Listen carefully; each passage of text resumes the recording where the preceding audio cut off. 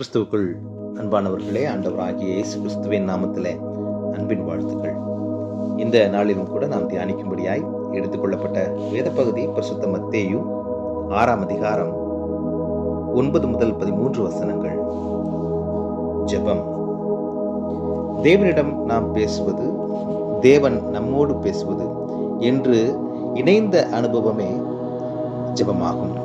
ஆவிக்குரிய வாழ்க்கையின் தொடக்க காலங்களில நாம் மட்டுமே அவரோடு பேசிக் கொண்டிருப்பது போன்று தோன்றினாலும் கூட பின்னர் நாளடைவில் அவரும் நம்மோடு கூட பேசும் உரையாடலாக ஜெபங்கள் மாறுவதை நாம் அனுபவித்து மகிழ்வது மிகவும் உறுதியான ஒன்றாகும்.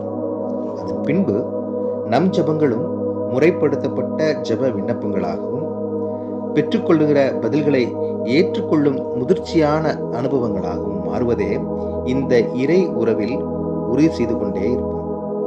இயேசு கிறிஸ்துவின் சீடர்களும் கூட அவரது ஜெப வாழ்க்கையை அருகில் இருந்து எனக்கு அதை தாரும், இதை செய்யும் என்று சொல்லி இல்லாதபடி ஒரு வித்தியாசமாகவும் ஆழமானதாகவும் இருந்ததை சீடர்கள் உணர்ந்தனர்.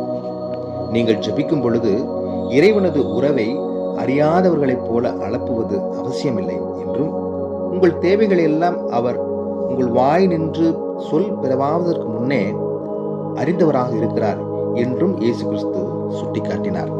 குறிப்பாக அவரது ஜெபங்கள் பிதாவை மையமாக கொண்டதாக இருப்பதை சீடர்கள் நன்றாக கண்டுகொண்டனர். எனவே தங்களுக்கும் ஜெபிக்க கற்றுக் கொடுக்க இயேசு கிறிஸ்துவிடம் வேண்டினர். அதைத்தான் நாம் இந்த நாளின் வேத பகுதியிலே கூட நாம் பார்க்கிறோம். நம்மை மையப்படுத்தியதாக ஜெபம் இல்லாதபடிக்கு கடவுளை மையப்படுத்தி ஜெபிக்கும் அருமையான ஜெபத்தை இயேசு கிறிஸ்துவும் கூட தம்முடைய சீடர்களுக்கு கற்றுக் கொடுத்தார். அதனையே நமக்கும் கூட கற்றுக் கொடுத்திருக்கிறார். இறை உரையாடல்களுக்கு எல்லாம் நல்ல மாதிரியாக நமக்கு அருளப்பட்டதே அந்த பரமண்டல ஜெபம். நாம் கூட ஒரு சில வேளைகளில நம்முடைய தேவைகளுக்காக எப்படி ஜெபிப்பது, என்ன சொல்லி ஜெபிப்பது என்று கலங்கி ஒருவேளை குழம்பிக் கொண்டிருக்கிற சூழ்நிலையில ஆண்டவர் கற்றுக் கொடுத்த அழகான ஜெபமாகிய பரமண்டல ஜெபத்தை நாம் ஒவ்வொரு நாளும் ஒவ்வொரு வேளையும் சொல்லி ஜெபிக்கிற பொழுது நம்முடைய வாழ்க்கையில நம்முடைய தேவைகளை எல்லாம் நாம் அவரிடத்திலே கேட்டு பெற்றுக்கொள்வதற்கு முன்னமே அறிந்திருக்கிறபடியால் நேர்த்தியாக நம்முடைய தேவைகளை சந்திப்பதற்காக நம்மிடத்திலே கடந்து வருவார்.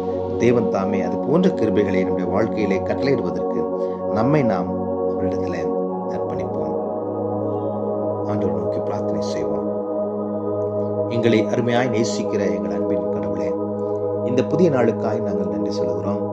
அநேக வேளைகளிலே ஆண்டவரே, நாங்கள் எங்களுடைய தேவைகளுக்காக, எங்களுடைய சூழ்நிலைகளுக்காக எப்படி ஜெபிக்க வேண்டும், என்ன சொல்லி ஜெபிப்பது என்று குழம்பிக் கொண்டிருக்கிற சூழ்நிலையில ஆண்டவரே, நீர் அழகாக கற்றுக் கொடுத்த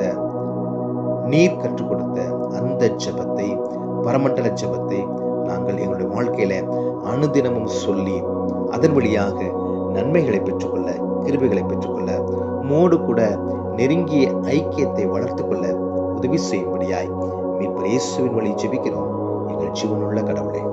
ஆமென்.